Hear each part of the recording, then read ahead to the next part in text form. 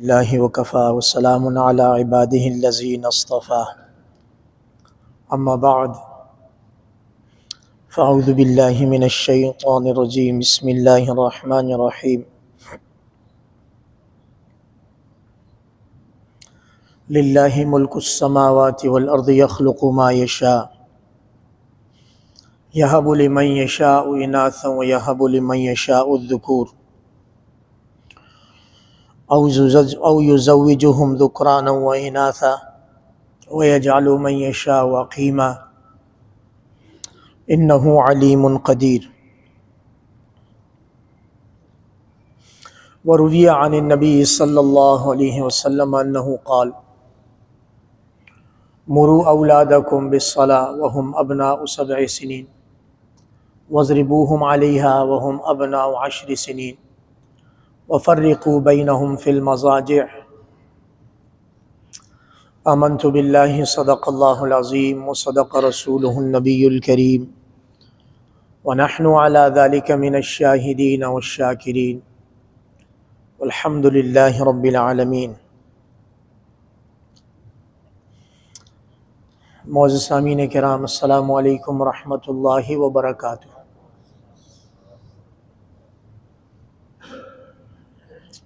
شوق اور محبت سے درود شریف پڑھ لیتے۔ اللہم صلی علی محمد وعلی آل محمد کما صلیت علی ابراہیم وعلی آل ابراہیم انک حمید مجید۔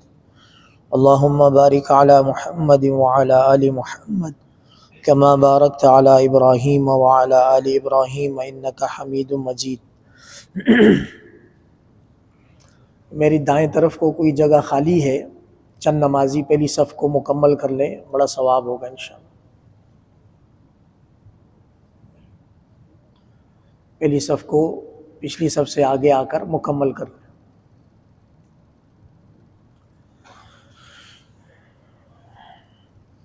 گزشتہ جمعے کو نماز تہجد کے حوالے سے گفتگو ہوئی تھی۔ سردیوں کا زمانہ ہے اور مومن کے لیے اعمال کے اعتبار سے سردیوں کے زمانے کو موسم بہار کہا جاتا ہے۔ مردوں کے لیے اپنے دن بھر کی ضروریات سے فارغ ہو کر بروقت بستر پر جانا، نماز تہجد کے لیے جاگنا، یہ سب آسان ہے من جانب اللہ۔ خواتین کے لیے خاص طور پر رمضان کے جو روزے رہ جاتے ہیں شرعی عذر کی وجہ سے، اور ابھی تک نہیں رکھے قضا روزے، تو یہ زمانہ روزے رکھنے کے حوالے سے بہت آسان زمانہ ہے۔ دن چھوٹے، مشقت پیاس کم اور ذمہ داری ادا ہو جاتی۔ اللہ کریم مجھے اور آپ کو عمل کرنے کی توفیق عطا فرما دے۔ گزشتہ ہفتے کو ایک صاحب عصر کی نماز کے بعد میرے سے نماز سے فارغ ہو کے یہاں ملے باہر مسجد سے، وہ کہا امام صاحب آپ کے نماز جمعے میں تہجد کے بارے میں بیان سنا تھا، تو گزشتہ رات نماز تہجد پڑھنے کی توفیق ہوئی، بہت لطف آیا، اللہ آپ کو جزائے خیر دے، بہت لطف آیا، اور وہ باتیں کر رہا تھا، میں خوش ہو رہا تھا، یا اللہ ہماری مغفرت کا سامان بنا دے۔ تو حاصل یہ ہے کہ عمل سے زندگی بنتی ہے، جنت بھی جہنم بھی۔ عمل سے، نیک عمل، اللہ کی رحمت، اللہ کا فضل و کرم، جنت انشاءاللہ۔ برا عمل، اللہ کی رحمت سے دوری، معاذ اللہ، اللہ کی طرف سے پھٹکار، سوء خاتمہ، پھر آگے عذاب۔ اللہ ہم سب کو محفوظ فرما دے۔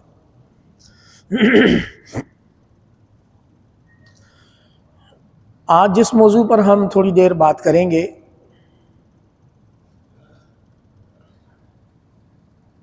بنیادی طور پر اس موضوع پر بات کرنے کے لیے تو زمانہ چاہیے، لیکن جتنا ہمیں وقت میں گنجائش نظر آئے گی ہم اس قدر بات کر سکیں گے۔ وہ ہے تربیت اولاد۔ اولاد عربی زبان کا لفظ ہے جو کہ ولد کی جمع ہے، اور ولد انسان کی اولاد کو کہتے ہیں، بیٹے بیٹیاں۔ اولاد دیتا کون ہے؟ سب سے پہلے تو اس مسئلے کو دیکھنا چاہیے۔ پارہ نمبر 25 سورۃ الشورى آخری رکوع، اللہ رب العزت ایک اٹل فیصلہ سناتے ہیں، للہ ملک السماوات والارض یخلق ما یشاء، زمینوں اور آسمانوں کی بادشاہی اللہ کے لیے ہے، اور ایسی بادشاہی ہے جو چاہتا ہے اللہ پیدا کرتا ہے۔ ایک ایک لفظ عجیب حکمت، دانائی اور اپنے اندر ایک سمندر رکھتا ہے سوچنے کے لیے۔ زمین اور آسمان کی بادشاہی اللہ کے لیے، ایسی بادشاہی ہے جو چاہتا ہے پیدا کرتا ہے۔ مثلا یہب لمن یشاء اناثا، جسے چاہتا ہے صرف بیٹیاں دیتا ہے۔ یہب لمن یشاء الذکور، جسے چاہتا ہے صرف بیٹے دیتا ہے۔ ہمیں اپنے آپ کو ان آیات میں تلاش کرنا ہے، ہم کہاں کھڑے ہیں۔ روئے زمین پر کوئی انسان ایسا نہیں ہے جو اس آیت میں آتا نہ ہو۔ یہب لمن یشاء اناثا، جسے چاہتا ہے صرف بیٹیاں دیتا ہے، جسے چاہتا ہے صرف بیٹے دیتا ہے۔ او یزوجہم ذکرانا و اناثا، جسے چاہتا ہے بیٹے اور بیٹیاں دونوں دیتا ہے۔ وَيَجْعَلُ مَن يَشَاءُ عَقِيمًا، اور جسے چاہتا ہے بانجھ رکھتا ہے۔ میرے خیال سے چاروں صورتیں پوری ہو گئیں۔ اب اللہ کی بادشاہت کا مطلب بھی سمجھ آ رہا ہوگا کہ اللہ کیسا بڑا بادشاہ ہے، اللہ کی بادشاہت کیسی ہے۔ چاہے تو صرف بیٹے دے دے، چاہے تو صرف بیٹیاں دے دے، چاہے تو بیٹے بیٹیاں مکس دے دے، کمال ہے۔ اور چاہے نہ دینے پر آئے تو اولاد کو روک دے۔ انہ علیم قدیر، یقین جانو اللہ کی ذات خوب علم اور باخبر ہے کس کو اولاد دینی ہے کس کو نہیں دینی۔ قدیر، جس کو دینی ہے اولاد دینے پر قدرت بھی رکھتا ہے، دے کے دکھاتا ہے، اور جس کو نہ دینی ہو اس سے اولاد روک کے رکھتا ہے، نہ دے کے دکھاتا ہے۔ اس آیت کی روشنی سے یہ معاملہ تو حل ہوا انشاءاللہ کہ اولاد کا ہونا نہ ہونا یہ اللہ رب العزت کی قدرت کا مظہر ہے۔ اللہ کی مشیت کے علاوہ کسی کی اولاد نہیں ہو سکتی، اور اللہ نہ دینے پر آئے تو کوئی لاکھ علاج کروائے، اس کے عقیدے میں تزلزل آ جائے، ڈگمگا جائے، فلاں کے پاس جائے، ادھر جائے ادھر جائے، میڈیکل سے لے کر روحانی طور پر کہیں بھی چلا جائے، جب تک رب تعالیٰ کی منشا نہیں ہے کوئی لا کے دکھا نہیں سکتا۔ چنانچہ یہ مسئلہ تو حل ہوا کہ اولاد اگر دیں گے تو اللہ رب العزت اپنے فضل و کرم سے دے گے، اور اگر روکیں گے تو اللہ رب العزت اپنے فضل و کرم سے، اپنی علم سے، اپنی قدرت سے روکیں گے۔ اس میں شوہر کا یا بیوی کا کوئی قصور نہیں، اس طرف توجہ دینا مقصود ہے۔ بعض اچھے خاصے پڑھے لکھے لوگ اولاد کے معاملے میں جہالت میں مبتلا ہو جاتے، جی ہمارے ہاں بیٹا پیدا نہیں ہو رہا، ہمارے ہاں بیٹی پیدا نہیں ہو رہی، ہمارے ہاں اولاد نہیں ہو رہی۔ ہر چیز کو لے کر دوسرے انسان کو کوسنا، اس کو قصوروار ٹھہرانا اس آیت کی روح سے ناجائز ہے۔ ہاں آپ کو اولاد چاہیے، آپ حلال طریقے سے اس کے لیے کوشش اور کر سکتے۔ انہ علیم قدیر آیت کا اختتام بتاتا ہے کہ کس کو اولاد دینی ہے کس کو نہیں دینی یہ اللہ کا علم ہے، کس کو اللہ اولاد دیں گے کس کو نہیں دیں گے یہ اللہ کی قدرت ہے۔ اب اولاد پیدا ہو گئی، اب سب سے اہم معاملہ ان کی تربیت کا ہے۔ ایک معاملہ تو اللہ نے توفیق دی، کچھ بیان ہوا، کچھ آپ نے سنا کہ اولاد دینے اور نہ دینے کا تعلق اللہ رب العزت کی مشیت سے، اللہ کی چاہت، اللہ کی مرضی، اللہ کی قدرت سے ہے۔ جن کو نہیں دی وہ یقین رکھیں اس میں بہتری ہوگی، اللہ نے نہیں دی، اور جن کو دے دی وہ اللہ کا شکر ادا کریں، یا اللہ تو نے اولاد دے دی، اب تربیت کا فرض، واجب، حق ادا کرنے کی کوشش کرنی۔ جن کو نہیں ملی ان کے لیے تو صبر ہے، یا اللہ صبر دے دے، دل کو سکون دے دے۔ نہیں دی آپ کی مشیت، قل هو اللہ احد، یکتا روزگار اللہ کی ذات۔ لیکن جن کو دے دی، جن کو نعمت مل گئی، اب اس پر شکر، اس کی قدردانی اور اس کے فرائض کی ادائیگی اب واجب ہے۔ اب اگلا مرحلہ شروع ہو گیا۔ اولاد ملنے کے بعد انسان ایک کیٹیگری سے نکل کے دوسری کیٹیگری میں قدم رکھتا ہے۔ اب یہ کیٹیگری جہاں خوشی کی اور دیگر بہت ساری چیزوں کا ذریعہ بنتی ہے، وہیں پر ذمہ داری ڈبل ٹرپل ہو جاتی ہے۔ حضور علیہ السلام کا فرمان بچیوں کے حوالے سے، من تعول جاریتین فاحسن تأدیبہما، او کما قال علیہ الصلوۃ والسلام۔ ایک لمبی حدیث ہے، فرمایا جو کوئی دو بچیوں کی تربیت کرے، کفالت کرے اور بہترین تربیت کرے اور اپنے فرض پورے کر دے، انا وہو کہاتین فی الجنہ، میں اور وہ جنت میں اتنے قریب ہوں گے جتنے قریب یہ دو انگلیاں ہیں۔ یہ اگر فاصلہ کرنا بھی چاہیں تو زیادہ فاصلہ نہیں ہوتا، اتنی قربت ہوگی میری اور اس کی۔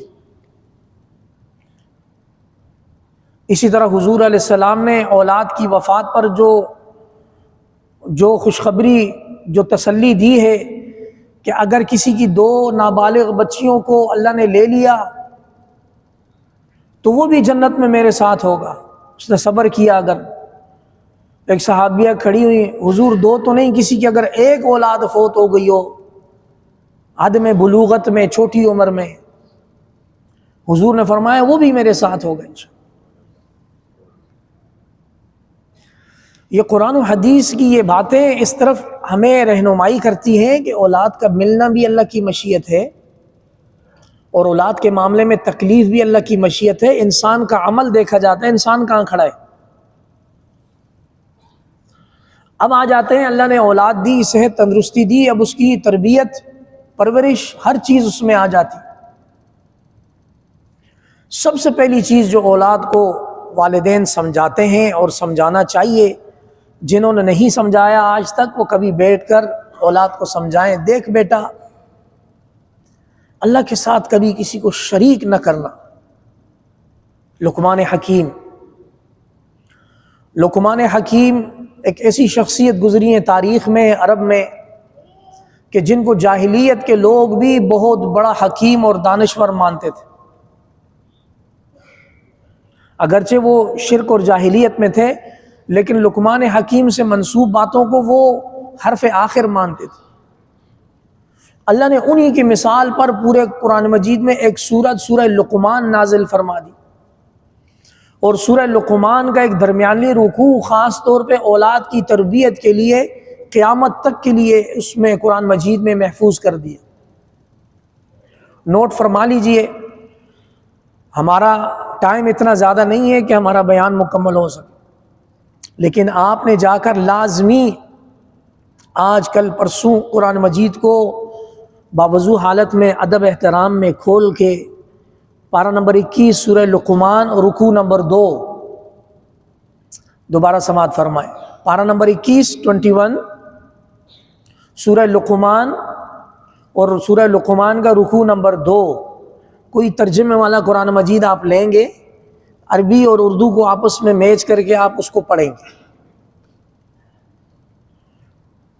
اس میں جو پہلی نصیحت لقمان حکیم اپنے بیٹے کو کرتے ہیں، بیٹا یا بنیا، یہ اتنا پیارا خطاب ہے اپنے بچے کو، اے میرے پیارے بیٹے، اے جگر گوشہ دل،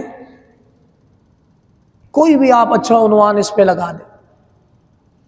اے میرے پیارے بیٹے، لا تشرک باللہ، اللہ کے ساتھ کسی کو شریک نہ ٹھہرانا۔ اب یہ دیکھ لیں، یہ والدین کی ذمہ داری ہے اولاد کو تربیت دینا. سب سے پہلے توحید کا عقیدہ اولاد کو ٹرانسفر کرنا، جب ان کو عقل و شعور آ جائے. ان الشرک لظلم عظیم، اس لیے شریک نہیں ٹھہرانا کہ یقیناً شرک بہت بڑا بھاری ظلم ہے اللہ کے ساتھ. اللہ کے ساتھ اگر کوئی ظلم کرے گا، اول تو کر نہیں سکتا، کرے گا تو اپنا کباڑا کرے گا، کچھ نہیں بچے گا. ہم لوگ جو اتنے مطمئن ہو کر بیٹھے ہوئے ہیں کہ ہم تو مسلمان ہیں، پیدائشی مسلمان ہیں، الحمدللہ والدین کی طرف سے میراث میں اسلام ملا ہے ہمیں، یہ آپ کی سوچ ہے. یہ جن زی جن الفا پتہ نہیں یہ لوگ کہاں پہنچ گئے ہیں. جب آپ اپنی اولاد کو تنہائی میں لے کر بیٹھ کر ان کو کھولنے کی کوشش کریں گے، آپ اپنا سر پکڑیں گے کہ ہم نے اپنی اولاد کے ہاتھ میں دھماکہ دیا ہوا ہے. عیسائیت اتنی سرایت کر گئی ہے، بچوں کے جتنا بھی آپ کو مواد ملے گا انٹرنیٹ پر، اس میں عیسائیت ہے. چاہے وہ گیم زون ہو، چاہے وہ شارٹس ہوں، چاہے وہ کوئی بھی سیریل ہو، اس میں آپ کا بچہ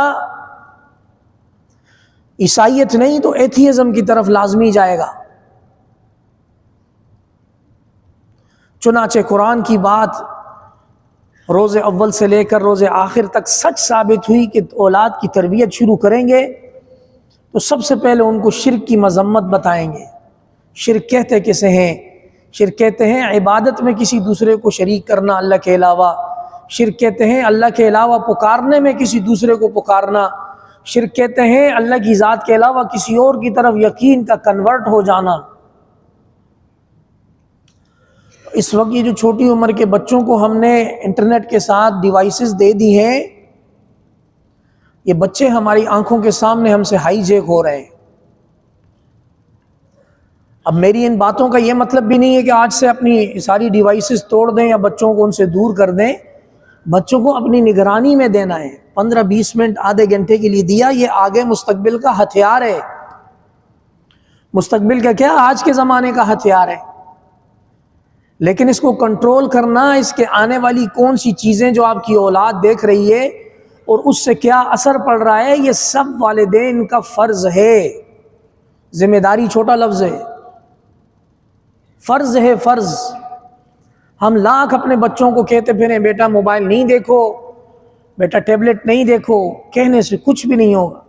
والدین کو اپنے موبائل اپنے ہاتھ سے دور رکھ کے بچوں کے لیے فری ہونا پڑے گا. اگر آپ یہ نہیں کر سکتے تو پھر آپ کل کو اپنے آپ کو ہی الزام دیں گے، کسی اور کو الزام دینے کے آپ حقدار نہیں ہوں گے. آپ لوگوں نے وہ مونومنٹم دیکھا ہے جس میں ایک بھاری بھرکم شخص موٹا ہاتھ میں موبائل لیے بیٹھا ہے اور اس کا سیسا والا سائڈ بھاری ہو کر اوپر ہوا ہو، اور ایک طرف دوسری کوئی خاتون یا بچی ہے، وہ ہاتھوں میں کتابیں لیے وہ اور کمزور ہے اس سے، لیکن وہ سائڈ جھکی ہوئی ہے. معلوم ہوا موبائل میں فالتو چیزیں دیکھنے سے انسان کا وزن کم ہو جاتا ہے، اگرچہ وہ جسم میں موٹا ہو. اور علم کی باتیں سیکھنے سے، کتابیں پڑھنے سے انسان کی حیثیت میں اضافہ ہوتا ہے، وزن بڑھتا ہے، اگرچہ اس کا جسم کمزور ہو. تو میرے معززین، اولاد کی تربیت اس زمانے میں جتنے بھی چیلنجز ہیں، سب سے بڑا چیلنج اولاد کی تربیت ہے. اور اس میں قصوروار والدین ہیں، والد اور والدہ دونوں. اور اگر میں حق بات کہنے کی کوشش کروں، والدہ تو پھر گھر میں کچھ نہ کچھ بچوں کے لیے پکاتی بناتی رہتی ہے، ان کے کپڑے سنوارتی ہے، استری کرتی ہے. والد صرف کمانے کے نام پر مصروف رہتا ہے. والد کا اپنی اولاد کی تربیت میں کتنا کنٹریبیوشن ہے. بہت ساری چیزیں ہیں، مجھے وقت اجازت بالکل بھی نہیں دے رہا. کچھ والدین ایسے ہیں جنہوں نے اپنے بچوں کی حسن تربیت کے لیے اپنے بچوں کے ساتھ گراؤنڈ میں کھیلنا شروع کیا ہے. واللہ یہ بہت بڑی نعمت ہے. ان والدین کو کتنا بڑا اجر ملے گا اپنے بچوں کی تربیت پر. اور ان بچوں کو جب شعور آئے گا کہ ہمارے والد ہمارے ساتھ اس لیے کھیلتے تھے کہ ہم بھٹک نہ جائیں، گمراہ نہ ہو جائیں، وہ بعد میں اپنی والد کا کتنا شکریہ ادا کریں۔ وہ صرف اسی وجہ سے اپنے بچے کو کھیل میں، معاملات میں ساتھ رکھا ہوا ہے تاکہ ہمارے بچوں کی عملی طور پر پریکٹس ہو جائے، اور کہیں کوئی غلطی نظر آ جائے تو ہماری آنکھوں کے سامنے ہمارا بچہ کیا کر۔ اور دیگر چند والدین ایسے ہیں جو یہ کہتے ہیں کہ ابھی بچہ ہے، ابھی بچی ہے، ابھی کرنے دو، ابھی بچہ ہے، ابھی۔ اللہ پاک محفوظ رکھیں، یہ بات کرتے کرتے جب خدا نخواستہ بچے اور بچی سے کوئی بڑی غلطی ہو جاتی ہے، پھر والدین کہتے ہیں بیٹا آپ نے تو ہمیں کہیں کا نہ چھوڑا۔ یہ رات، اندھیری رات آہستہ آہستہ اترتی ہے، عصر کے بعد یک دم گھپ اندھیرا نہیں ہوتا، آہستہ آہستہ رات اترتی ہے۔ جیسے ہی رات اترنا شروع ہو جائے اپنے بچوں کی پہرے شروع کرو۔ اولاد کی تربیت میں کیا کیا کرنا ہے آپ سب کو میرے سے زیادہ معلوم ہے۔ میں نے ایک نقطہ بیان کیا کہ اپنی اولاد کو تربیت دینے میں شرک کی مذمت بتاؤ، یہاں سے آپ شروع کریں گے، اور یہ آپ کے لیے ہوم ورک ہے۔ آج نماز جمعہ کے موقع کا آپ خود جا کے مطالعہ کریں گے۔ قرآن مجید مسلمانوں کے لیے نازل شدہ کتاب ہے، پارہ نمبر 21 سورہ لقمان رکوع نمبر 2، اس کا مطالعہ آپ خود کریں گے کہ لقمان حکیم اپنے بچے کو کیا کیا سنہری باتیں سکھاتے ہیں۔ دوسری اہم چیز جس پر میں اپنی بات کو ختم کروں گا، والدین نے اپنی اولاد کے لیے اللہ سے ڈٹ کر دعا کرنا ہی چھوڑی ہوئی ہے۔ دو اور دو چار بس جمع کرنے میں 999 کا ایک ہمیں سب کو نشہ لگا ہوا ہے، میں یہ اسٹیٹمنٹ چیک کرو ہو ایک فگر کم ہے، کسی طرح یہ والا کراس ہو جائے۔ اولادوں کو بھاگ لگانے والی چیز والدین کی دعا ہوتی ہے، اور دعائیں سحر گاہی ہوتی ہے، تنہائی کی دعائیں۔ اولاد اللہ نے دے دی،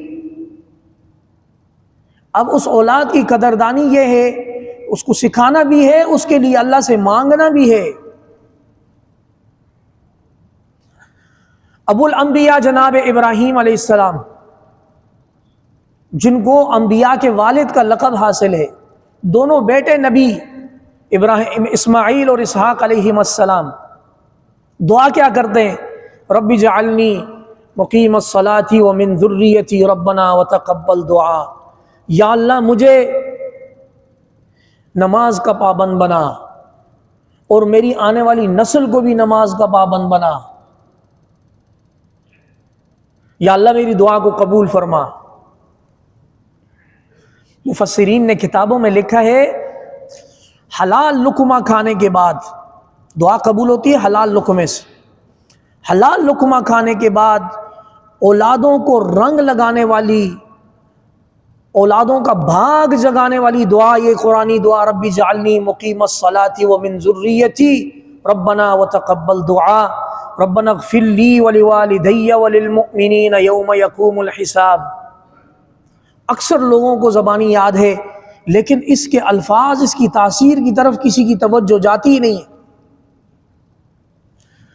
اولاد کی تربیت بہت ہی اہم ذمہ داری اور فرض ہے، اس کے لیے اپنے آپ کو وقت نکالنا پڑے گا اپنی اولاد کے لیے خاص طور پر۔ اولاد کی تربیت میں سب سے پہلی چیز، آج کل کے ڈیجیٹل زمانے میں آپ اپنی نگاہ رکھیں گے آپ کا بچہ موبائل میں دیکھتا کیا ہے، یہ آپ کو خود خیال رکھنا پڑے گا، کوئی اور خیال نہیں رکھے گا۔ شرک کی مذمت شروع بچپن میں بچے کے دل و دماغ میں ڈال دیں کہ اللہ وحدہ لا شریک، ایک ذات ہے، اور اس کے ساتھ دیگر تمام آپ اسٹیپ جو لینے ہیں وہ آپ بر وقت لیں گے، حلال روزگار ان کو فراہم کریں گے، اچھی تعلیم و تربیت، اچھی خوراک، اچھا لباس، یہ سب والدین پر فرض ہے۔ اور یہ سارے انتظامات کرنے کے بعد رب تعالیٰ سے لو لگائیں گے، یا اللہ مجھے میری نسل کو نماز کا پابند بنا۔ یہ نماز کا پابند بنانا اصل میں بچوں کو ڈسپلن کا پابند بنانا۔ ڈسپلن میں اللہ کے حق ہیں، اللہ کے نبی کے حق ہیں، مخلوق کے حق ہیں، ساری چیزوں کی مسلمان سوسائٹی کے حقوق ہیں۔ اللہ پاک مجھے اور آپ کو عمل کرنے کی توفیق عطا فرما دے۔ وآخر دعوانا الحمدللہ رب العالمین۔ سنتیں ادا کیجیے.